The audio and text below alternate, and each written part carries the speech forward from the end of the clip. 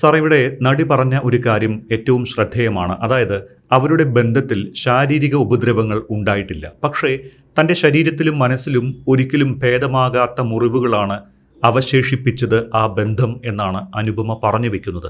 അപ്പോൾ ഇത്തരക്കാരുടെ പെരുമാറ്റം എങ്ങനെയാണ്? ആത്മാനുരാഗിയുടെ അടിസ്ഥാന സ്വഭാവം താൻ ലോകത്തിന് ഒരു വാഗ്ദാനമാണ്. തൻ്റെ ചുറ്റുമുള്ള ആളുകൾക്ക് താനൊരു ദൈവം വിട്ട അനുഗ്രഹമാണ് എന്നുള്ള അടിയുറച്ച ഒരു ബോധ്യമാണ്. തനിക്ക് മറ്റുള്ളവരെക്കാൾ എല്ലാം കഴിവുകൾ കൂടുതലുണ്ട്, തനിക്ക് മറ്റുള്ളവരെക്കാൾ അറിവ് കൂടുതലുണ്ട്, അതുകൊണ്ട് തന്നെ ബാക്കിയുള്ള ആളുകൾക്ക് താനൊരു അനുഗ്രഹമാണെന്ന് അദ്ദേഹം ഉറച്ചു വിശ്വസിക്കുന്നു. ഈ ഒരു ചിന്താഗതി ബന്ധങ്ങളിലും പ്രകടമായിരിക്കും.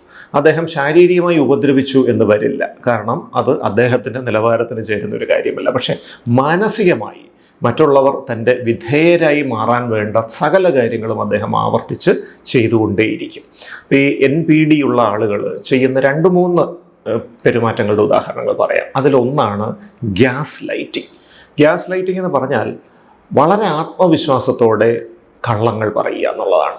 അപ്പോൾ ഉച്ചയ്ക്ക് 2 മണിക്ക് കാമുകിയോട് സംസാരിക്കുന്ന NPD ഉള്ള വ്യക്തി ഇപ്പോൾ രാത്രി 10 മണിയാണ്, കണ്ടില്ലേ, കടുത്ത ഇരുട്ടല്ലേ എന്ന് പറയും.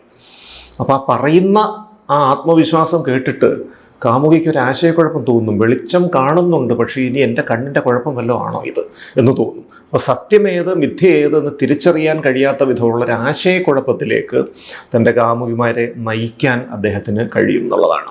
അപ്പോൾ പലപ്പോഴും ചെയ്ത ഒരു കാര്യം ചെയ്തിട്ടില്ല, ആ പെൺകുട്ടി കണ്ട ഒരു കാര്യമായിരിക്കും, എങ്കിൽ പോലും അത് നിൻ്റെ തോന്നലാണ്, നിൻ്റെ മിഥ്യാവിശ്വാസമാണ് എന്ന മട്ടിൽ അവർ പറഞ്ഞ് സമർത്ഥിച്ചു കളയും. ഇത്തരത്തിലുള്ള ഗ്യാസ് ലൈറ്റിംഗ് അവരുടെ പെരുമാറ്റത്തിൻ്റെ ഒരു പ്രത്യേകതയാണ്. മറ്റൊന്ന്, ഒരു ക്യാറ്റ് ആൻഡ് മൗസ് ഗെയിം എന്ന് പറഞ്ഞ രീതി ഇവർ അവലംബിക്കും.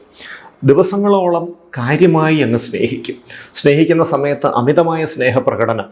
ആ കാമുകിക്ക് തോന്നും താൻ ലോകത്തിലെ ഏറ്റവും ഭാഗ്യം ചെയ്ത പെൺകുട്ടിയാണെന്ന് തോന്നും. പക്ഷെ കുറച്ച് ദിവസം കഴിയുമ്പോൾ പെട്ടെന്ന് അവരെ ഗോസ്റ്റ് ചെയ്യും. ഇപ്പോൾ നമ്മുടെ ജെൻസി ഭാഷയിൽ ഗോസ്റ്റിംഗ് എന്ന വാക്ക് എല്ലാവർക്കും അറിയാമെന്ന് കരുതുന്നു. അതായത് പ്രത്യേകിച്ച് കാരണങ്ങളൊന്നും പറയാതെ ആ ബന്ധം വിച്ഛേദിക്കും. ഫോൺ വിളിച്ചാൽ എടുക്കുന്നില്ല, സാമൂഹ്യ മാധ്യമങ്ങൾ സന്ദേശങ്ങൾ അയച്ചാൽ പ്രതികരണമില്ല, ചിലപ്പോൾ ചില സോഷ്യൽ മീഡിയ പ്ലാറ്റ്ഫോമുകളിൽ ബ്ലോക്ക് ചെയ്യുന്നു, കണ്ടാൽ ഒരു പ്രതികരണവുമില്ല, ഒരു പരിചയമില്ലാത്ത ഒരാളെ പോലെ പെരുമാറുന്നു. പലപ്പോഴും ഈ ദിവസങ്ങളിൽ ഈ പെൺകുട്ടിയുടെ മുൻപിൽ വെച്ച് മറ്റു പെൺകുട്ടികളുമായി വളരെ അടുത്ത് ഇടപഴകും, ഫ്ലേർട്ട് ചെയ്യും, തമാശകൾ പറയും, പൊട്ടിച്ചിരിക്കും. ഇതൊക്കെ തീർച്ചയായിട്ടും ഈ കാമുകിക്ക് വലിയ മനോവേദന ഉണ്ടാക്കുന്ന കാര്യങ്ങളായിരിക്കും. അപ്പോൾ ഏതാനും ദിവസം ഇങ്ങനെ അവഗണന തുടരുന്നു. അത് കഴിയുമ്പോൾ ഈ ബന്ധം മുന്നോട്ട് പോകില്ല എന്ന് തിരിച്ചറിഞ്ഞ് ആ ബന്ധത്തിൽ നിന്ന് പിന്മാറാനായിട്ട് ആ പെൺകുട്ടി മനസ്സുകൊണ്ട് തയ്യാറെടുത്തിരിക്കുമ്പോൾ പെട്ടെന്നൊരു ദിവസം രാവിലെ ഒരു വിളി അങ്ങ് വരും. നിന്നെ കണ്ടിട്ട് കുറച്ച് നാളായല്ലോ, എന്തു പറ്റി, നീ ഇങ്ങ് വാ എന്ന് പറഞ്ഞ് വിളിക്കും. അപ്പോൾ ശരിക്കും ഒരു വലിയ ആശയക്കുഴപ്പത്തിലേക്ക് പെൺകുട്ടി പോവുകയാണ്. ഇദ്ദേഹം തന്നെ കുറച്ച് ദിവസമായിട്ട് അവഗണിച്ചു, തന്നെ അദ്ദേഹം പരിഗണിക്കുന്നില്ല, തന്നെ അദ്ദേഹം സ്നേഹിക്കുന്നില്ല എന്ന് തിരിച്ചറിഞ്ഞ് മനസ്സുകൊണ്ട് അതിൽ നിന്നങ്ങ് പിന്മാറാൻ തയ്യാറെടുത്തിരിക്കുന്ന ആ നിമിഷമായിരിക്കും വീണ്ടും വിളി വരുന്നത്. അതൊരു മരുഭൂമിയിലെ തെളിനീരുറവ പോലെ ആ പെൺകുട്ടിക്ക് അനുഭവപ്പെടും. എല്ലാം ഉപേക്ഷിച്ച പെൺകുട്ടി ഓടിച്ചില്ല. വീണ്ടും കുറച്ച് ദിവസം തീവ്രമായ അടുപ്പം കാണിക്കും. ദിവസങ്ങൾക്ക് ശേഷം വീണ്ടും അവഗണന തുടരും. ഇങ്ങനെ നിരവധി പ്രാവശ്യം ആവർത്തിച്ച് ഈ തീവ്രമായ സ്നേഹവും പരിപൂർണമായ അവഗണനയും മാറി മാറി വരുന്നൊരവസ്ഥയ്ക്കൊടുവിൽ ഈ പെൺകുട്ടി വേദനയോടുകൂടി തിരിച്ചറിയും താൻ ആ വ്യക്തിക്ക് മാനസികമായി അടിമപ്പെട്ട് കഴിഞ്ഞു. ഒരു ലഹരി വസ്തുവിന് അടിമപ്പെട്ടതുപോലെ, മദ്യത്തിന് അടിമപ്പെട്ടതുപോലെ താൻ ആ വ്യക്തിക്ക് അടിമപ്പെട്ട് കഴിഞ്ഞു എന്ന് തിരിച്ചറിയും. പലപ്പോഴും NPD ഉള്ള ആളുകൾ ചെയ്യുന്നതും ഇതിനു വേണ്ടി തന്നെയാണ്. താൻ എത്ര അവഗണിച്ചാലും, എത്ര പുച്ഛിച്ചാലും, എത്ര പരിഹസിച്ചാലും വീണ്ടും താൻ വിരൽ ഞൊടിക്കുമ്പോൾ ആ പെൺകുട്ടി തന്നെ തേടി വരുന്നു എന്ന ചിന്തയാണ്, എന്ന തിരിച്ചറിവാണ് അയാൾക്ക് വലിയ ആഹ്ലാദം പകരുന്നത്. താൻ എത്ര അവഗണിച്ചാലും ഒരൊറ്റ വിളി മതി, അവർ വീണ്ടും തങ്ങൾക്ക് വിധേയരായി വരുന്നു എന്ന തിരിച്ചറിവാണ് അവർക്ക് വലിയ ആഹ്ലാദം പകരുന്നത്. ഒരു കാര്യം കൂടെ ഇവർക്കൊരു പ്രത്യേകതയുണ്ട്.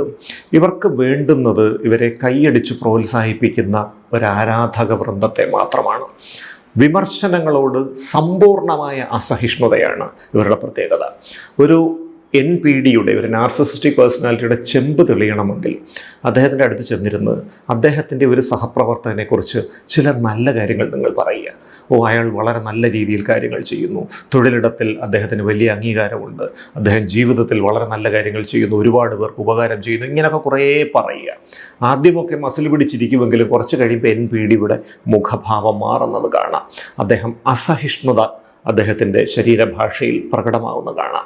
നിങ്ങൾ പറയുന്ന എല്ലാം കേട്ടിട്ട് അദ്ദേഹം പറയും, ശരിയാണോ അയാളെക്കുറിച്ച് നിങ്ങൾ പറഞ്ഞതൊക്കെ, പക്ഷേ അയാളുടെ സ്വകാര്യ ജീവിതം അത്ര വെടിപ്പല്ല, അയാളുടെ സ്വഭാവം അത്ര നല്ലതല്ല എന്ന് പറഞ്ഞ് അയാളെക്കുറിച്ച് ചില ഇല്ലാ കഥകൾ, ചില കെട്ടുകഥകൾ, സ്വഭാവ ദൂഷ്യത്തിൻ്റെ ആരോപണങ്ങൾ, ഇങ്ങനെ കുറേ കാര്യങ്ങൾ അങ്ങോട്ട് ആരോപിക്കും. കാരണം മറ്റൊരാൾ തന്നേക്കാൾ മികവുറ്റ അവസ്ഥയിലേക്ക് എത്തുന്നു എന്നത് ചിന്തിക്കാൻ പോലും ഇവർക്ക് കഴിവില്ല എന്നുള്ളതാണ് പ്രത്യേകത.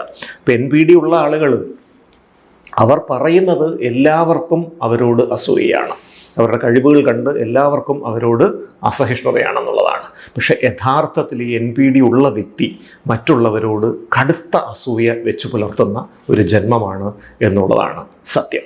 2 തരത്തിലുള്ള നാർസിസിസ്റ്റിക് പേഴ്സണാലിറ്റികളുണ്ട്. ഒന്ന് സെറിബ്രൽ നാർസിസിസ്റ്റ് അല്ലെങ്കിൽ മസ്തിഷ്ക ആത്മാനുരാഗി എന്ന് പറയും. തൻ്റെ ബുദ്ധിപരമായ കഴിവുകൾ മറ്റുള്ളവരുടെ മുന്നിൽ പ്രകടിപ്പിച്ച് തൻ്റെ വായനാശേഷി, തൻ്റെ ഭാഷാ സ്വാധീനം, തൻ്റെ വിവിധ വിഷയങ്ങളിലുള്ള അഗാധമായ പാണ്ഡിത്യം, ഇതൊക്കെ മറ്റുള്ളവരുടെ മുൻപിൽ അവതരിപ്പിച്ച് താനൊരു മഹാസംഭവമാണ് എന്ന് മറ്റുള്ളവരെ കൊണ്ട് പറയിക്കാൻ ശ്രമിക്കുന്നു. രണ്ടാമത്തേത് സൊമാറ്റിക് നാർസിസിസ്റ്റ് അല്ലെങ്കിൽ ശാരീരിക ആത്മാനുരാഗി. തൻ്റെ ശരീര സൗന്ദര്യം, പേശികളുടെ ബലം, മുഖസൗന്ദര്യം, ലൈംഗിക ശേഷി തുടങ്ങിയ കാര്യങ്ങൾ മറ്റുള്ളവർക്കൊന്നുമില്ലാത്ത വിധം മികവുറ്റതാണ് എന്ന് വിശ്വസിച്ച് അത് മറ്റുള്ളവരെ കൊണ്ട് പറയിക്കാൻ ശ്രമം നടത്തുന്ന ഒരു അവസ്ഥയാണ് ഇത്. അപ്പോൾ ഇത്തരത്തിൽ പലതരത്തിൽ NPDകൾ ഉണ്ടാവും. NPD ഉള്ള ആളുകൾക്ക് സ്വന്തം ജീവിത പങ്കാളിയെ പോലും സ്നേഹിക്കാൻ പറ്റില്ല, സ്വന്തം മക്കളെ പോലും സ്നേഹിക്കാൻ പറ്റില്ല. നാർസിസിസ്റ്റിക് പേരൻറ്റിങ് എന്നൊരു രീതിയായിരിക്കും അവർ കുട്ടികളെ വളർത്തുമ്പോൾ. അതായത് ഈ കുട്ടി വന്ന് തൻ്റെ ജീവിതത്തിൽ എന്തെങ്കിലും ഒരു പ്രയാസം വളരെ വേദനയോടെ പറഞ്ഞാൽ വളരെ പരിഹാസത്തോടെ പറയും, ഇതൊക്കെയാണോ പ്രയാസം? എൻ്റെ ജീവിതത്തിൽ ഞാൻ നേടിയിട്ടുള്ളത് എന്തൊക്കെയാണെന്ന് നിനക്കറിയാമോ? പണ്ട് എന്തുമാത്രം കഷ്ടപ്പാടുകൾ നേരിട്ടാണ് ഞാൻ ജീവിതത്തിൽ ഉയർന്നു വന്നതെന്നറിയാം. ഞാൻ, എനിക്ക്, എൻ്റെ എന്ന വാക്കുകളായിരിക്കും ഓരോ വാചകത്തിൻ്റെയും തുടക്കത്തിലുണ്ടാകുന്നത്. താൻ എന്തോ വലിയ സംഭവമാണ്, അതുകൊണ്ട് അതിൻ്റെ മുൻപിൽ നീ ഒന്നുമല്ല എന്ന കുട്ടിയെ പോലും ബോധ്യപ്പെടുത്തിക്കൊണ്ട്, കുട്ടിയെ പോലും മാനസികമായി വ്രണപ്പെടുത്തിക്കൊണ്ട് തന്നെ ആരാധിക്കുക, തന്നെ അഭിനന്ദിക്കുക, അല്ലെങ്കിൽ തനിക്ക് വിധേയപ്പെടുക, ഇത് മാത്രമാണ് നിങ്ങളുടെ ജീവിതത്തിലെ രക്ഷാമാർഗമെന്ന് മറ്റുള്ളവരെ ഓരോ നിമിഷവും ബോധ്യപ്പെടുത്താൻ ആഗ്രഹിക്കുന്ന ഒരു വ്യക്തിത്വമാണ് ഈ NPD.